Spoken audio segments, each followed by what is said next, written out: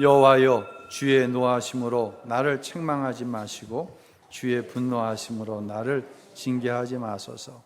주의 화살이 나를 찌르고 주의 손이 나를 심히 누르시나이다.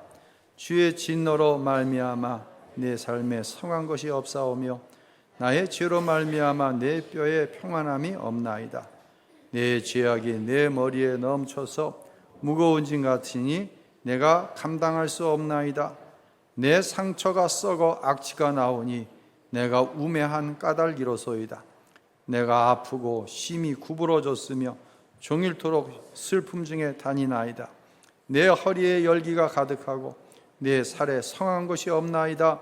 내가 피곤하고 심히 상하였음에 마음이 불안하여 신음하나이다. 아멘. 할렐루야.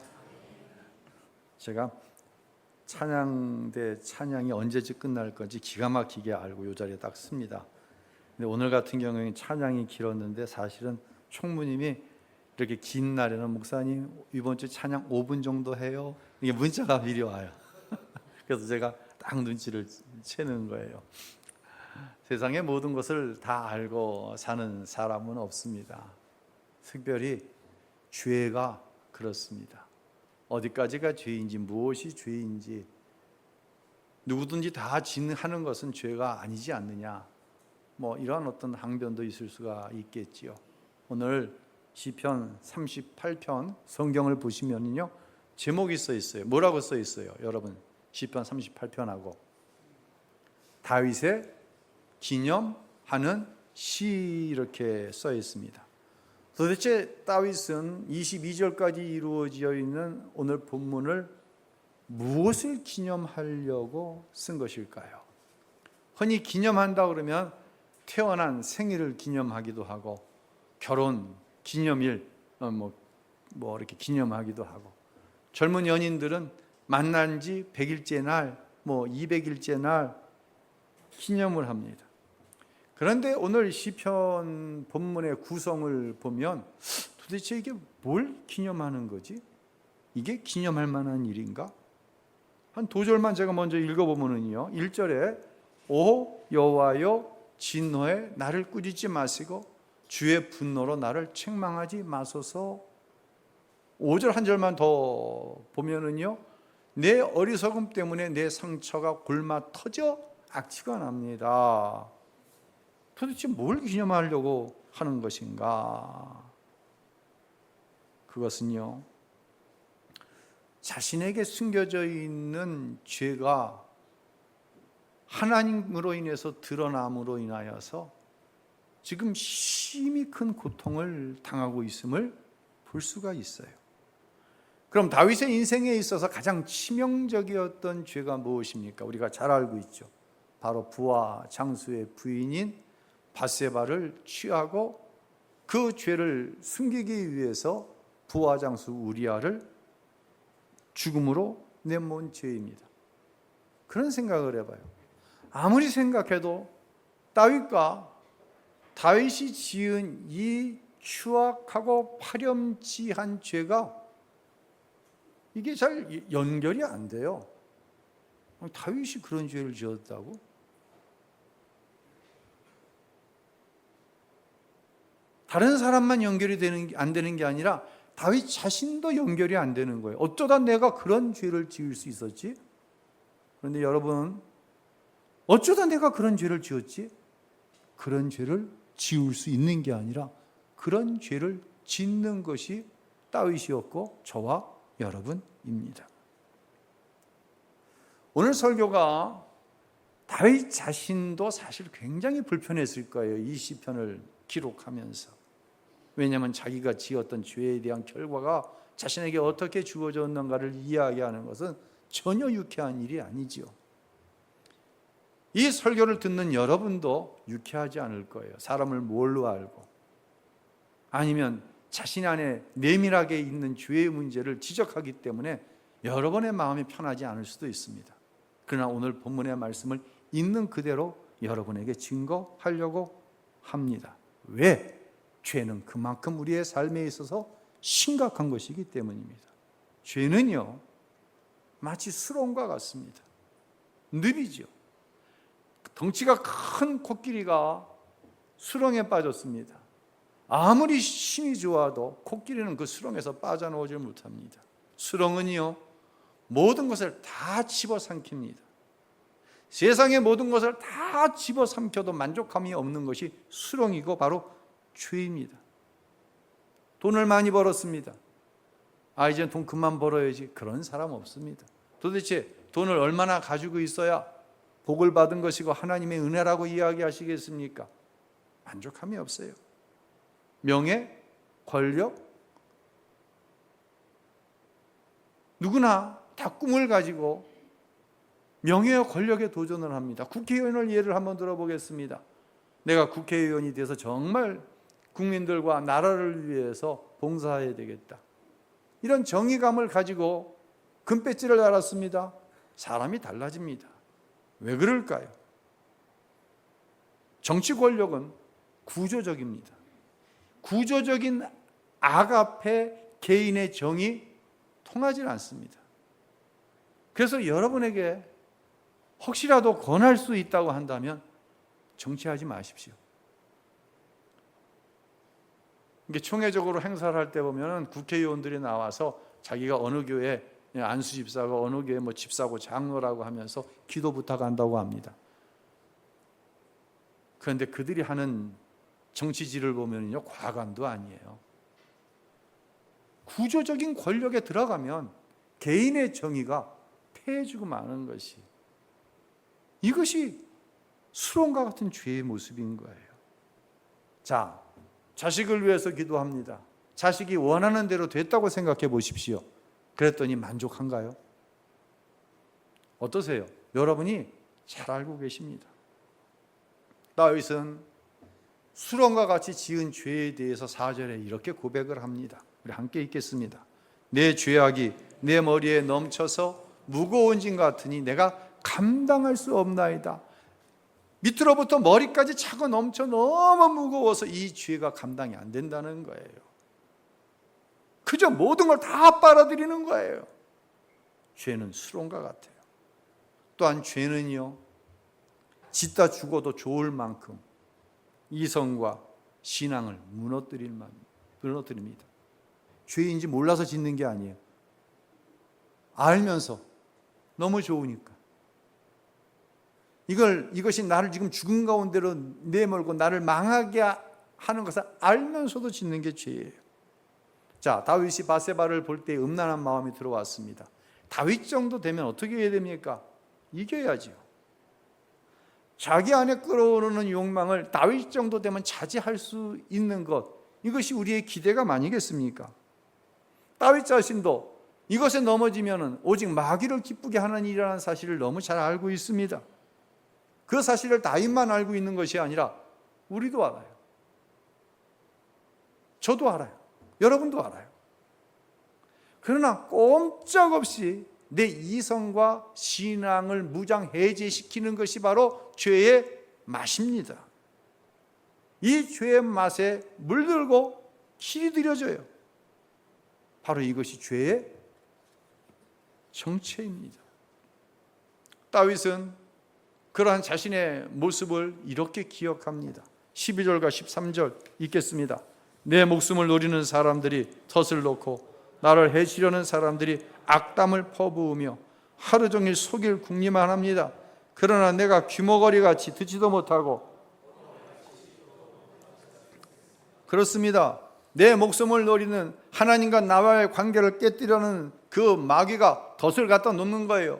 나를 해치려고 하는 사람들이 나오지만 마귀가 움직이는 사람들이 나를 향해서 이런저런 얘기를 퍼붓고 하루 종일 나를 어떻게 하면 넘어뜨릴까, 목사를 어떻게, 장로를 어떻게, 성도를 어떻게 넘어뜨릴까 궁리합니다. 뻔히 아는 거예요. 그러나 나는 귀머거리 같습니다. 하나님께서 말씀하셔도 그 죄의 맛을 들이면 그 하나님의 말씀을 닫아버립니다. 벙어리 같아서 그 죄를 향하여 한마디 말을 못하고 그 죄를 짓는 거예요. 불신앙, 불순종. 아담은요, 하나님께 직접 말을 들었습니다. 아담은 에덴 동산에서 하나님과 직접 대화를 나눴어요. 하나님께서 아담에게 직접 말씀하셨습니다. 저 동산 중앙에 있는 선과 악을 구별하는 저 열매를 먹는 날에는 정령 어떻게 된다? 죽는다. 하나님께 직접 들었습니다. 아담이 그 열매를 먹었어요? 안 먹었어요? 몰라서 먹었어요? 하나님께 직접 들어도 먹는 거예요. 이게 죄예요. 죽는지 알면서 짓는 것이 죄예요. 망하는 줄 알면서 짓는 게 죄예요.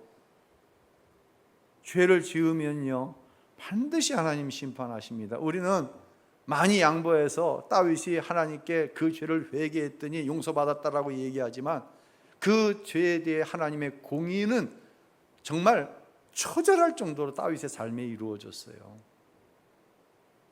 죄를 지으면 반드시 하나님이 심판하세요.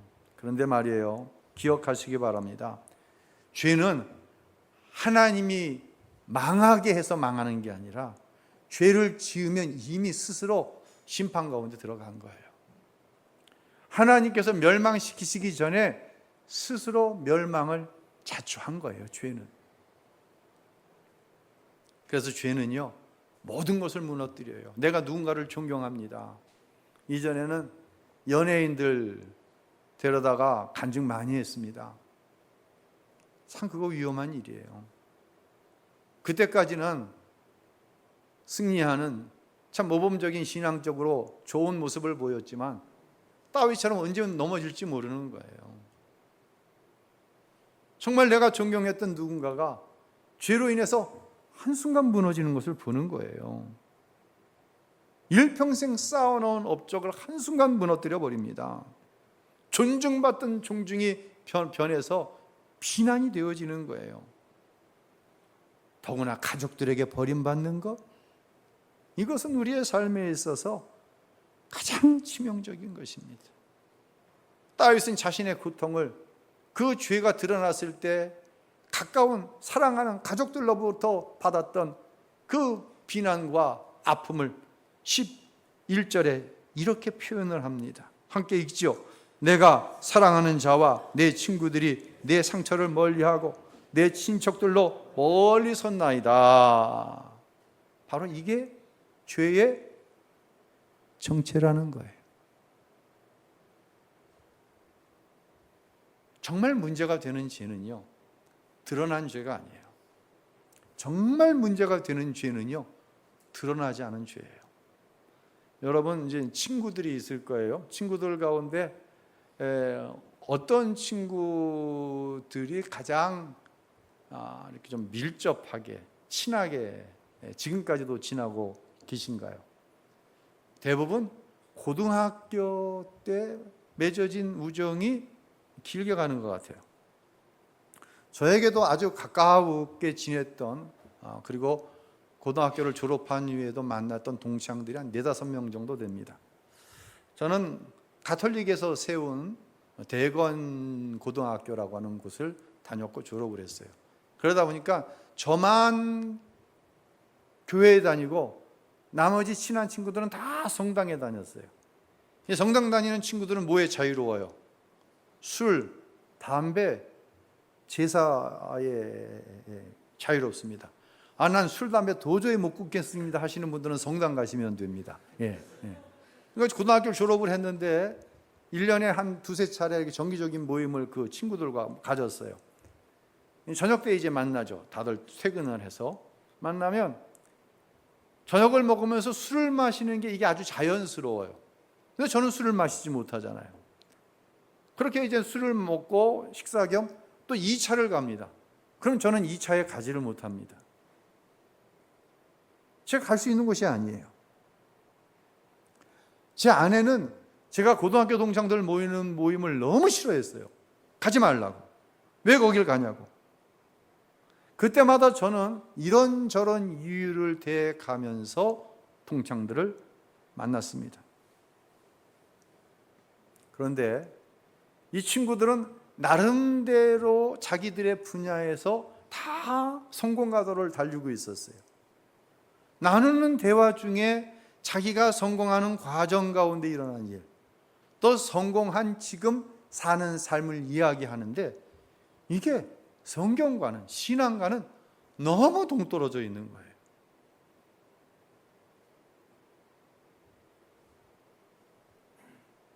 결국 아내의 잔소리 때문도 아니고 그 친구들이 야 너하고는 대화가 안 된다라고 해서 하는 것도 아니고 이게 자연스럽게 거리가 둬지면서 한 30대 초반 정도쯤에 친구들을 만나지 않게 되었어요.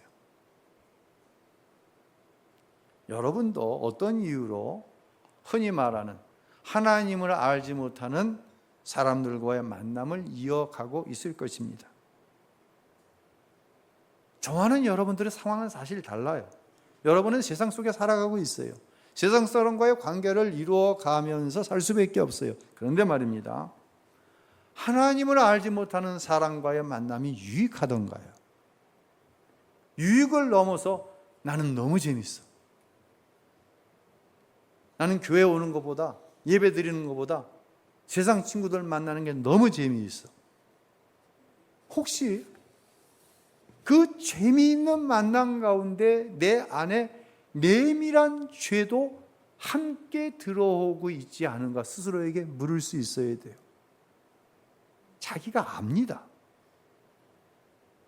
이게 좀 더 지나치면은요, 그 죄로 인해서 모든 것을 다 잃어버릴 수 있음에도 불구하고, 망할 수 있음에도 불구하고 그 관계를 끊어내지 못합니다. 이미 중독되어 있는 거예요. 그러면서 이게 좀 더 깊어지면 어떤 모습이 되냐면 들키지만 않으면 되지. 우리 오늘 학생들이 청소년부 같이 여기 예배 참석했는데 너희들 안에 엄마 아빠한테 들키지만 않으면 되지, 이런 죄가 있냐? 목사님도 있어. 이 죄가 있는 거예요. 정말 들키지만 않으면 될까요? 어떻게 생각하세요? 다윗도 그렇게 생각했어요. 바세바를 취하고 들키지만 않으면 되지. 근데 이게 발각날 수밖에 없게 되어버렸어요. 임신을 해버린 거야. 그러니 이 사실을 감추기 위해 부하장수인 우리아를 최전방에 나아가 죽게 하는 거예요. 그렇다고 해서 주위의 사람들이 아무도 몰랐을까요? 아는 사람도 있어요. 근데 당시의 왕의 권력은 그 정도는 다 눌러버릴 수가 있는 거예요. 내가 왕인데 이 정도야. 드러나지 않고 계속 죄를 지을 수 있다고 한다면 이게 지혜로운 것일까요? 야, 그걸 들키면 어떡하냐? 이런 얘기 혹시 여러분 한두 번 들어보신 기억이 있을 수도 있을 거예요. 과거에. 아니면 지금도 야, 그거 들키면 안 된다. 너 네 아내에게 들키면 안 돼. 남편에게 들키면 안 돼. 너 그 부모에게 들키면 안 돼. 이런 죄가 우리 안에 실제 한다는 거예요. 안 들키면 지혜로운 겁니까? 아닙니다. 이건 완전히 망한 겁니다. 다윗은요, 자신이 마귀의 조롱거리가 되었다고 고백을 합니다. 16절 함께 읽을까요? 내가 말하기를 내 말을 들어주소서. 그러지 않으면 그들이 나 때문에 기뻐할 것입니다. 내 발이 미끄러질 때 그들이 우쭐거릴 것입니다 라고 했습니다. 그들이 숨겨져 있는 이 죄 들키지만 않으면 되지, 이것 때문에 마귀가 기뻐하고, 내 발이 미끄러져 마귀의 미혹에 걸려 들어갈 때 그들이 어떻게 우쭐거린다는 거예요. 니까지 게 무슨 하나님을 믿어? 네가 무슨 성도야? 니까지 게 무슨 목사야? 우쭐거린다고 이야기합니다. 자, 그 드러나지 않은 죄가 죽을 때까지 드러나지 않았다고 생각해 보십시오. 참 지혜롭게 산 것이죠? 아닙니다. 그리고 우리는 하나님 앞에 서게 될 것입니다. 그때는 돌이킬 수가 없습니다. 이것은 완전히 망한 것입니다. 우리가요, 하나님의 자녀이잖아요. 여러분은 하나님의 자녀이시죠? 부모가 자식이 짓는 죄를 알면서도 그대로 묻어둡니다. 그런데 어느 순간 이러다 사람 아니야, 뭣도 안 되겠다 할 때는 부모가 그 자식의 죄를 드러냅니다. 이때는 아픕니다. 고통스럽습니다. 하나님도 우리의 죄를 드러내실 때가 있습니다. 여러분이 여러분의 부인, 남편, 자식, 부모를 속일 수 있을지는 몰라도 하나님을 속일 수는 없습니다. 하나님이 어느 순간 그 드러나지 않은 죄를 들춰내실 때가 있습니다. 어떤 때는 감당할 수 없는 육체의 연약함을 통해 내 감춰진 죄를 드러내실 때가 있어요. 너무 고통스러우니까 그 죄를 드러내지 않고서는 견딜 수 없는 상황이 있을 때가 있어요. 완전히 망했습니다. 완전히 엎어졌습니다. 그때 숨겨두었던 그 죄가 드러나는 거예요. 스스로가 드러내고 하나님 앞에 회개하는 거예요. 가정이 위기에 빠졌습니다. 여러분 그거 아세요? 내가 드러내지 않고 내가 들키지 않아서 참 나는 지혜롭다고 생각하고 여전히 그 죄 가운데 있는데 내 자식이 똑같은 죄를 짓고 있는 거예요. 여러분 이 순간 내 삶이 무너져 버리는 거예요. 이런 일들은 우리 삶에 얼마든지 있어요. 하나님이 끄집어내십니다. 하나님이 드러내게 하십니다. 회개하게 하십니다. 이것이 은혜인 줄로 믿으시기를 바랍니다. 이렇게 드러나지 않으면 어느 때까지 주님 앞에 쓸 때까지 죄를 가지고 가는 거예요. 이건 망한 거예요. 건강하고 돈도 잘 벌고 외부적으로 봤을 땐 집안이 평안한 것 같습니다. 그런데 드러나지 않은 죄가 내 건강한 육체를 통해 계속해서 진행되고 있는 거예요. 돈으로 지을 수 있는 죄 다 짓고 삽니다. 돈이 없었으면 오히려 그 죄 안 지었을 텐데. 가정 안에 심각한 불신앙의 문제도 돈으로 덮고 교양으로 덮고 명예와 권력으로 덮을 수 있는 것처럼 보입니다. 이거를 이렇게 해놓고는 뭐라고 그러는지 아세요? 하나님의 은혜라고 이야기합니다. 이거 하나님의 은혜 아니에요. 하나님이 어느 순간 이걸 드러내십니다. 왜요? 사랑하니까. 왜요? 하나님의 자녀이니까. 저대로 두면 망하니까. 서울에서 교회를 이제 개척하고 말씀 묵상으로 교회를 크게 건강하게 성장을 시킨 여자 목사님이 계십니다. 이 목사님을 제가 섬기던 교단의 교회 개척 훈련원에서 강사로 모시고 말씀을 들었던 적이 있어요. 그 말씀 속에 있었던 내용입니다. 목사님은 아주 유복한 가정에서 태어나서 삶을 고등학교 때까지 이렇게 살았어요.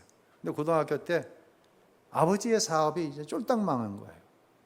그러면서 가장의 역할까지도 감당해야 했습니다. 열심히 진짜 신앙생활하고 열심히 공부해서 그런 상황 속에서 서울대학교 피아노과를 입학하게 됩니다.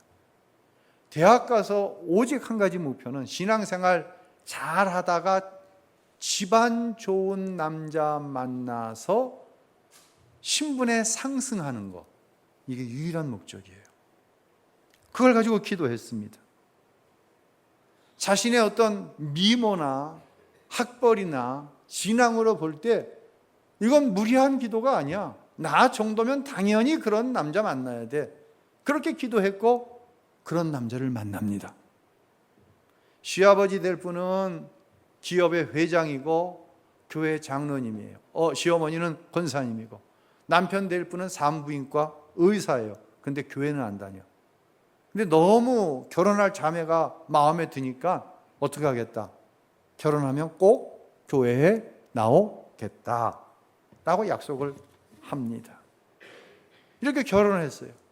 주일이면 온 가족이 기사가 딸린 고급 승용차를 타고 교회 가는 거예요. 교회 가면 이 장로님 가정이 앉는 좌석이 따로 이렇게 정해져 있대요. 그만큼 헌금을 많이 하는 거예요. 예배가 끝나면요, 최고급 요리집에 가서 점심 식사를 하고 집으로 돌아갑니다. 문제는 집에 돌아간 그 순간부터 회장님 댁 며느리가 해야 할 일이 딱 정해져 있어요. 정해져 있는 일이 뭐냐? 청소하고 빨래하고 밥하고, 또 청소하고 빨래하고 밥하고. 단 1,000원짜리 한 장을 마음대로 쓸 수가 없었다고 합니다. 남편은 교회 좀 나오다가 교회 나가는 것보다 저 의탁할 수 없는 가난하고 나이 먹은 어르신들을 의례적인 혜택을 드리는 것보다 교회 가는 것이 싶고, 또 그게 더 유익하다고 무의촌에 의료봉사를 가는 거예요, 주일마다. 너무 인생이 억울했다고 합니다. 자기가 얼마나 어려운 상황에 공부를 해서 서울대학을 갔는데 부잣집이라고 하니, 시아버지 시어머니가 장로 권사라고 하니, 남편감이 의사라고 하니 시집으로 왔는데 이게 노예 생활도 보통 노예 생활이 아닌 거예요. 극단적인 선택을 하기도 했어요. 그러던 어느 날 말씀을 묵상하던 중 하나님을 만나게 됩니다. 그리고 자신이 당연하다고 생각했던 그 의로움, 자신의 미모, 서울대학 출신, 자신의 어떤 신앙적인 종교적인 의, 하나님께서 말씀을 통해 이것이 죄임을 다 드러내신 거예요. 그때 비로소 자신의 죄가 드러나는 순간, 자신의 의가 얼마나 커다란 죄였던 것을 아는 순간 거듭나는 은혜를 경험했다고 합니다. 시간이 지나갔어요. 그러던 어느 날 남편이 암으로 인해서 시한부 판정을 받게 됩니다. 한 달에 한 번씩 건강검진을 받는 건강염려증 환자였어요, 남편은. 그런데 암이 시한부 판정을 받았어요. 은퇴를 하면은 저 무의촌에 조그맣게 병원을 개원을 해가지고 어려운 사람을 돕는 일에 남은 여생을 쓰겠다고 하는 의로운 사람이었어요. 완벽하죠. 의롭죠. 건강염려증 환자죠. 이런 남편이 시한부 판정을 받은 것입니다. 목사님께서 그 소식을 듣고 남편을 신방을 해서 물었습니다. 형제님, 오늘 밤 하나님께서 형제님을 데려가신다고 한다면 천국에 갈 자신이 있으신가요? 남편이 자신의 죄를 드러냈습니다. 목사님, 제가 교회에 나가지 않았던 것은 사실 내 의 때문이 아니었습니다. 내 죄 때문이었습니다. 내가 얼마나 많은 생명을 낙태를 통하여 죽였는지 목사님은 모르실 것입니다. 그러나 하나님은 아십니다. 그 죄를 가지고 도저히 하나님 앞에 나갈 수 없어서 교회를 출석하지 않은 것입니다. 저는 지옥에 가도 할 말이 없는 사람입니다. 그러나 제가 어려서부터 교회에 다니면서 들은 말씀이 있는데요, 내 죄가 아무리 커도 예수님의 십자가의 공로로 구속하여 주시면, 대속하여 주셨기 때문에 내가 그분을 믿으면 천국에 갈 줄로 믿습니다. 목사님, 제가 예수님을 믿습니다. 남편은 시한부 판정을 받고 자신의 죄를 드러내는 그 순간 구원함을 받고 결국 천국에 가게 되었습니다. 목사님과, 이 여자 목사님과 남편의 다른 점이 무엇인가요? 도대체 뭔가요? 공통점이 있다고 한다면 죄라고 생각하지 않았던 것이 죄로 깨달아져 드러나는 순간 구원함을 얻고, 자신의 그 끔찍한 죄를 숨긴 채 자신의 의로, 자신의 어떤 어려운 사람 도와준다. 이 의로 포장해서 지금까지 왔지만 죽음 앞에서 그 의가 죄였음을 드러내는 순간 이 남편도 구원함을 받았다고 하는 사실이에요. 결국 남편과 사별 후에 48 된 나이에 목사로 헌신하게 됩니다. 바로 이분이 우리들 교회 김양재 목사님이십니다. 다윗은요, 자신의 죄가 드러나는 그 순간, 그리고 그 고통 가운데 시편 38편을 이렇게 결론을 내립니다. 함께 21절 22절 읽겠습니다. 여호와여 나를 버리지 마소서. 나의 하나님이여 나를 멀리하지 마소서. 속히 나를 도우소서. 주 나의 구원이시여. 나의 죄를 드러내시고 나를 구원하시는 분은 하나님이십니다. 이것이 은혜인 줄로 깨달으시기를 바랍니다. 하나님께서 내 안에 꽁꽁 숨겨놓은 이 죄를 드러내시기 위해서 우리에게 어떤 방법을 사용하시는가는 사람마다 다 다를 수 있습니다. 그러나 고난의 때에 내 힘과 의지, 내 열심으로 되어지지 않고 이 고난이 하나님께로부터 왔다는 사실이 깨달아질 때에 우리는 드러내야 합니다. 그것이 죄였음을 드러내야 됩니다. 그것이 불신앙, 불순종이었음을 드러내야 됩니다. 그때 회개하고 구원받은 경험이 없던 사람은 회개하고 구원함을 얻을 것이고, 이미 회개하고 구원을 받았지만 옛사람, 옛성품, 이전에 즐기던 것을 끊어내지 못해서 여전히 그것이 주인 노릇함으로 인해서 영생의 기쁨, 주님과 동행하는 삶의 기쁨을 누리지 못했던 성도에게는 주님과 동행하는 온전한 구원의 은혜가 임하게 되는 줄로 믿으시기를 바랍니다. 불편할 수 있습니다. 그러나 꼭 기억하십시오. 그리고 이 문제를 부여잡고 기도하십시오. 그러고 하나님 앞에 드러내십시오. 하나님의 놀라운 구원의 은혜. 다윗이 고백했던 것처럼 여호와여 나를 버리지 마소서. 나의 하나님이여 나를 멀리하지 마소서. 내 상태가 이런 상태라고 할지라도 속히 나를 도우소서. 주 나의 구원이시여. 할렐루야. 이런 은혜의 역사가 우리 모두 가운데 있게 되시기를 십자가에서 우리의 죄를 대속하신 예수 그리스도의 이름으로 축원합니다.